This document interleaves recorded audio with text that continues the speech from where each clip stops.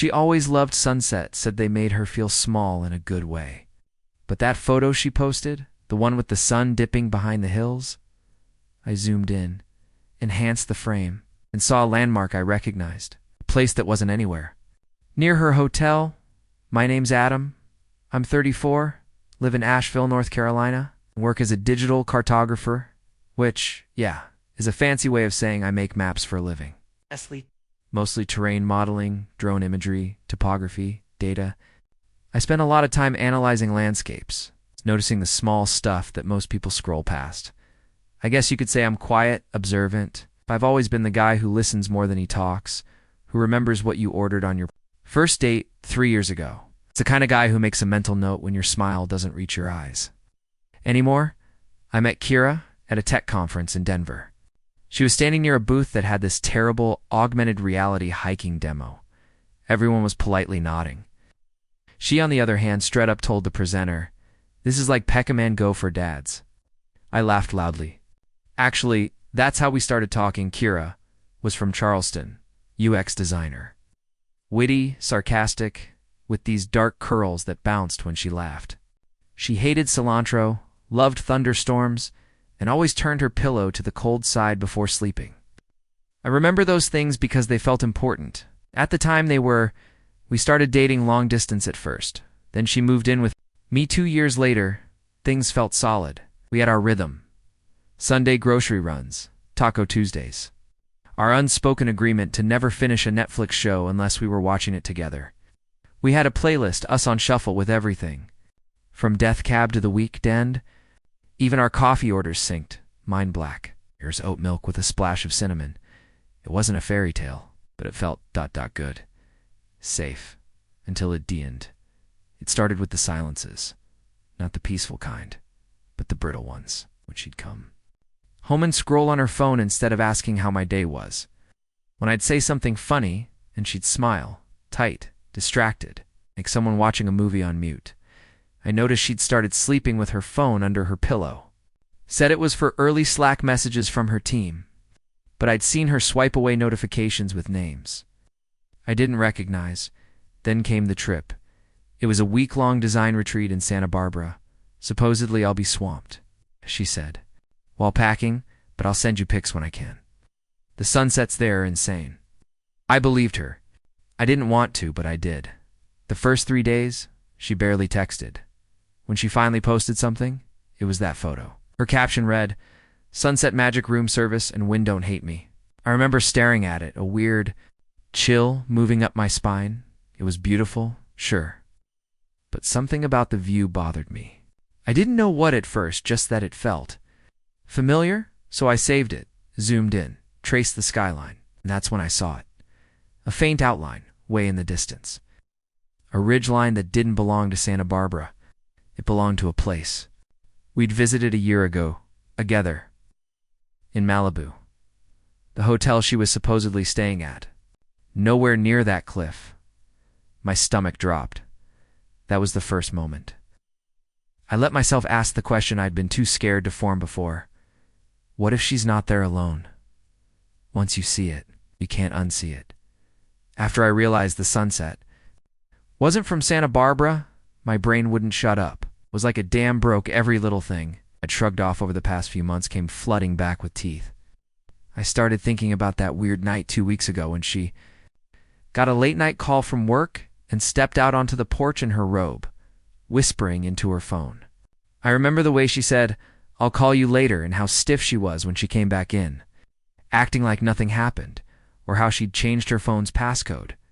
She used to leave it unlocked all the time. Now it was like Fort Knox. I once asked her if she changed it, half joking, and she laughed too loud and said, "You're acting like a jealous high school boyfriend." That line stuck with me, not just because it stung, but because it sounded rehearsed. But I wasn't ready to believe it yet. I wanted to be wrong. I told myself there had to be another explanation. Maybe she was with coworkers. Maybe the location tag was wrong. Maybe I was being paranoid, so I texted her me. "Beautiful sunset. What's the name of your hotel again? Might take you there for your birthday." She didn't respond for hours. When she did, she said, "Haha, It was some boutique place. I'll check the name later. You'd love it, though. Some boutique place. That's all I got. And that's when something snapped inside me. The old version of Mitha, trusting, hopeful one, he died quietly that night. I started digging. I'm a cartographer, remember? I know angles, elevations, landmarks. I loaded the photo into my mapping software, matched the sun's position to known vantage points, compared the horizon line.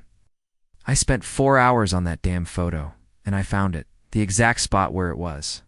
Taken El Matador Beach, Malibu. I even cross-referenced the rock formations in the frame. It wasn't just near Malibu. It was exactly the overlook where Kira and I had celebrated our 2nd anniversary, a place she said she never wanted to go back to because it was too romantic and too tied to us. She was back there with someone. I couldn't prove it yet, but I knew. The next day I checked her location history on our shared Google account. She'd accidentally left her timeline updates on. There it was, Malibu. I didn't say a word. When she flew home 3 days later, I picked her up from the airport. I watched her walk toward me in that sundress I loved, wearing sunglasses too big for her face and a fake smile that didn't quite reach her eyes. She kissed my cheek, not my lips. How was Santa Barbara? I asked as I took her. Suitcase. She smiled, looking off toward the parking lot. Amazing. You would have loved it. Next time we'll go together. I nodded. Yeah, we should. But I didn't believe a word. That night, she fell asleep early. Or pretended to. I lay next to her in the dark, staring at the ceiling, hearing the soft buzz of her phone on the nightstand. She'd changed her wallpaper. It used to be a goofy photo of us at a fair. Now it was a generic ocean shot. I waited until her breathing slowed, then reached over and tried her passcode 4 times. No luck. The 5th time I got it. Her mother's birthday. It's the one she never used before. The one she knew I didn't know. And when I unlocked her phone, found a name I didn't recognize in her messages. Elliot. There were no saved texts, just a few emojis in the chat window, like they'd wiped the history. But I found a voice. Memo in her audio files. It was only 9 seconds long. I played it. I wish I could stay longer, but he'll be suspicious. This place, it doesn't feel like a lie when I'm with you. My throat closed. I didn't cry. I didn't scream. Just sat there in the dark, next to the woman I loved. With her phone glowing in my palm like a confession she didn't mean for me to hear. She wasn't just cheating. She was building a second version of herself, one that didn't include me, and I was finally ready to burn it all down. You'd think after hearing a voice memo like that I'd lose it. Flip the lights on, wake her up, demand answers, but I didn't. I just sat there, staring at her while she slept curled up, mouth slightly open, looking so small and peaceful. It was surreal. Ow. Like watching someone else's life. Is? Bet, I quietly got out, took the phone with me, and went into the living room. I backed up everything's screenshots of the memo, her location history, the photo she posted, a few call logs. I created a private folder on my Google Drive labeled Truth. I didn't want to just react. I wanted to respond with intention. I didn't want drama. I wanted clarity, closure, consequences. So I did what I do best. I mapped it all out. For 3 days, acted normal. I kissed her goodbye in the mornings. Brought home her favorite pastries from the little French place on 4th. Even rubbed her feet while we watched TV. Meanwhile, was talking to a lawyer. Turns out, since we weren't married, in both names. We're on the lease. I had a few choices. I opted for the cleanest one. I'd buy out the rest of our lease, pack up while she was at work, and leave her with a letter. Not a dramatic one, just facts. Proof. Quiet justice. But I wasn't. Done. I needed one more piece. One final crack in her mask. I asked if she wanted to go out for dinner on Friday. She hesitated, then said, sure, let's dress up, something fancy. Friday came. I wore a suit. She wore a dress I'd never seen before, probably one he had. Complimented over wine. I told her I wanted us to start fresh, that I'd been feeling off lately, but I was ready to trust again. Her face softened in a way that almost made me second-guess myself. Almost, do you still have that photo? I asked, from Santa Barbara. She blinked. The sunset one. Yeah. Can you show me? I want to remember that view. She hesitated, then pulled up her Instagram. This one, she asked, spinning her phone toward me. I smiled. Yeah, beautiful. You know what's crazy? She tilted her head. I traced the ridgeline, I said softly. That view isn't in Santa Barbara. It's Malibu, specifically the cliff behind El Matador Beach. Her fork froze halfway to her mouth. I overlaid it. I continued. The formations, the sun's position, the trees. Check the time stamp, the shadows. You weren't at a hotel. You were standing on a public overlook, near a place we went together. Kira stared at me, her face drained of color. I leaned back, sipping my wine. So here's the deal. I'm moving out tomorrow. You'll come home to a quiet apartment and a folder. It'll have the voice memo, the location log, your little heart emojis too, Elliot. Adam, I held up a hand. I don't need the speech. I don't even want it. I just wanted you to know that I know. She opened her mouth. Closed. Her hands trembled as she reached for her water. I finished my drink, and one more thing, I added, tossing a small manila envelope onto the table between us. This is from your company's HR department. Her eyes widened. I had a friend look into it. Turns out you weren't on any retreat. You requested personal time off, which, by the way, is fine, except you told them you had a family emergency. I figured they should know that wasn't true, she whispered. You told my boss? I smiled, not cruelly, just ... tired, double quotes. No, I gave them the data. What they do with it is up to them. We sat in silence for a moment. Then I stood, dropped. Enough cash to cover the meal, and looked at her one last time.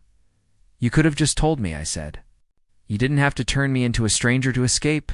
Then I walked out. And this time, she didn't follow. I moved out the next morning. No confrontation, no teary-eyed goodbye. Just quiet motion, box by box, memory by memory, I'd arranged. A short-term rental across town, 1 bedroom, bare walls, creaky floors, but it was mine and silent.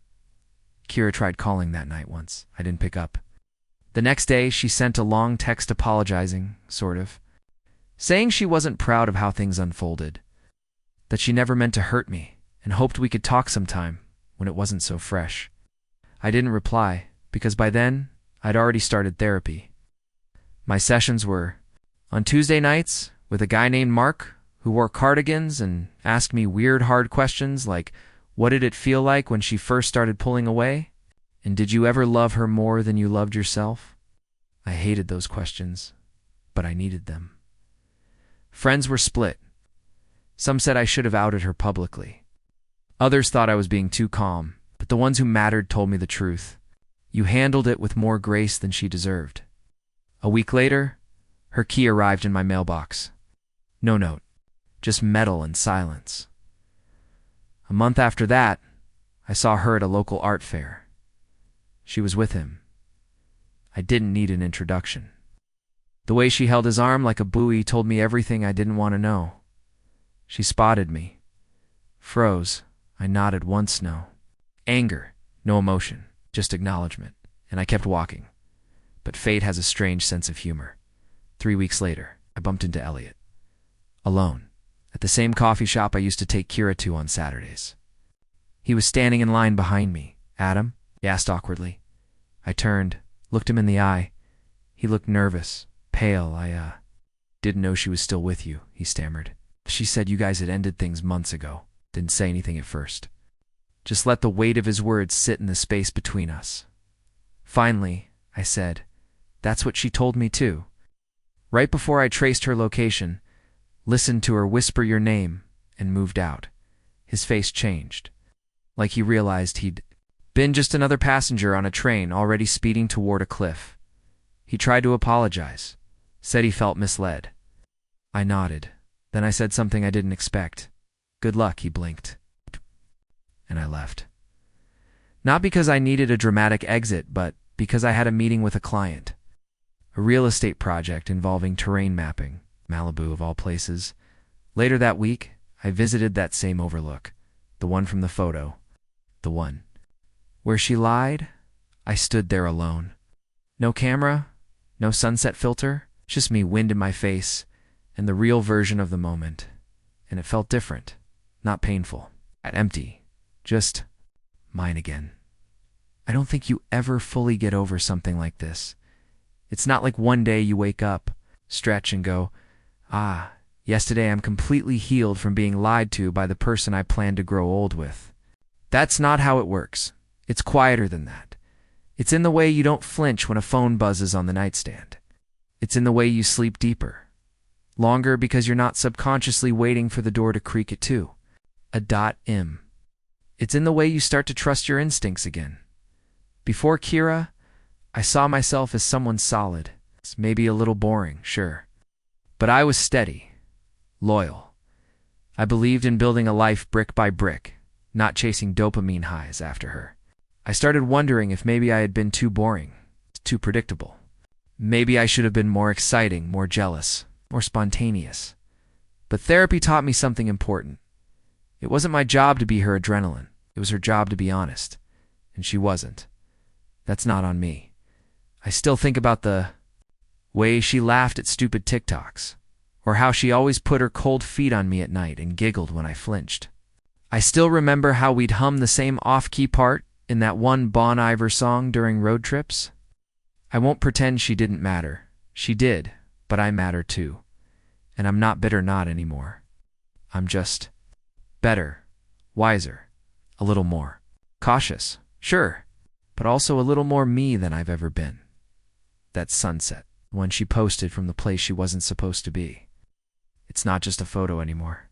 It's a reminder that I know how to read between the lines, that silence speaks, and that peace. Peace is louder than betrayal. She got the view, I got the truth, and honestly, that trade was worth it. If you enjoyed my story, don't forget to like and subscribe for more real-life stories like this.